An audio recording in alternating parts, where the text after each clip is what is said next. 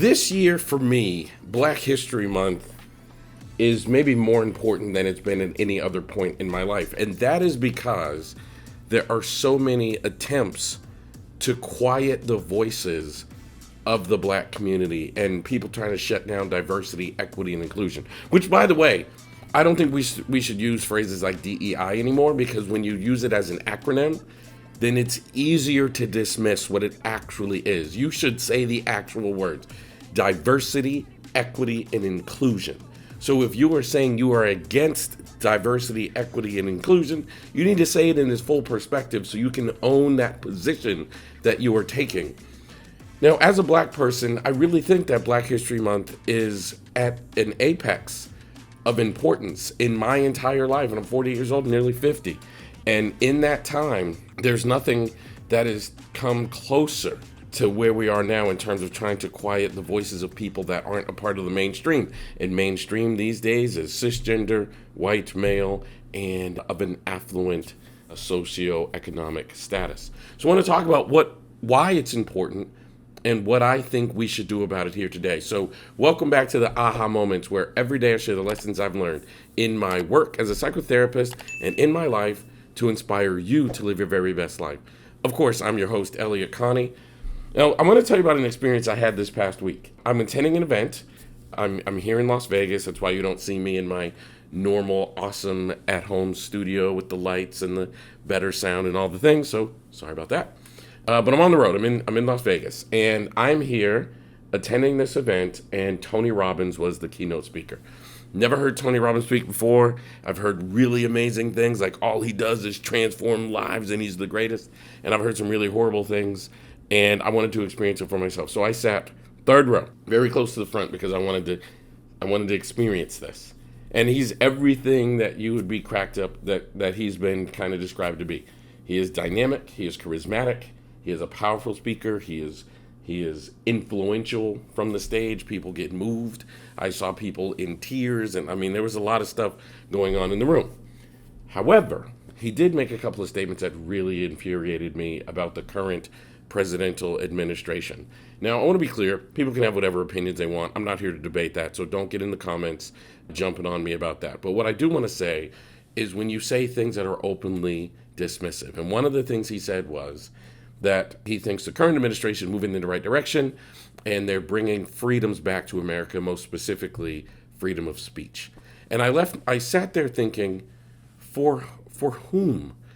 This kind of attack on freedom of speech that's gone on in social media in the past few years, I think is utterly ridiculous. So first of all, freedom of speech says you can say anything you want, but you're not free of consequences. And that basically means that you will not be prosecuted or indicted or charged with a crime for expressing your opinion.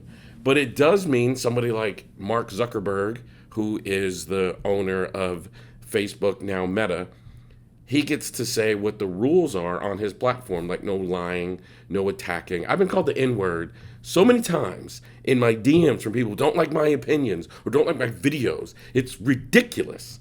So think about this as your home.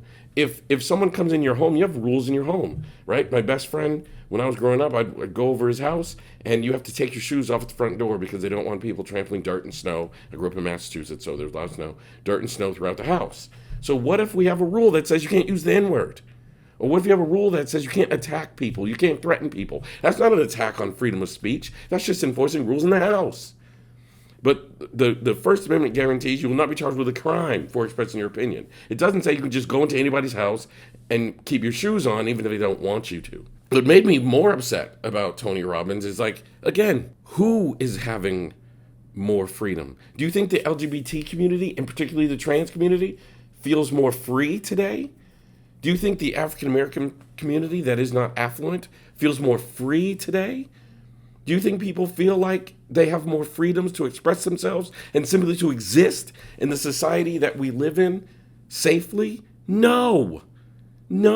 Maybe you do because you're Tony Robbins, a famous man, head of an empire, big financial empire. As he proudly stated, he hit the billionaire status last year, and good for him. Good for him. But don't say dismissive things like there's more freedoms here, as if that's a truth for everybody. No, you experience more freedom because you can now say hateful, divisive, and attacking things without fear of being canceled, because now Facebook and other social media platforms have changed the way that they're going to manage the way people share information, and you experience that as freedom. But trust me, not everybody does. And we have to be more empathetic and listen to other people's voices. And that's exactly what initiatives like Black History Month are all about. That's exactly what diversity, equity, inclusion is all about. Making sure everybody has the ability to express their voice without fear of ruin and attack and violence.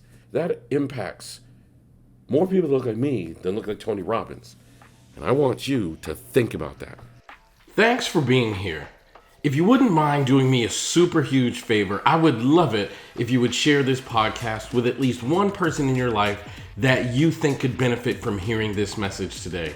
And also don't forget to subscribe on Apple Podcasts or anywhere else you listen to your podcast.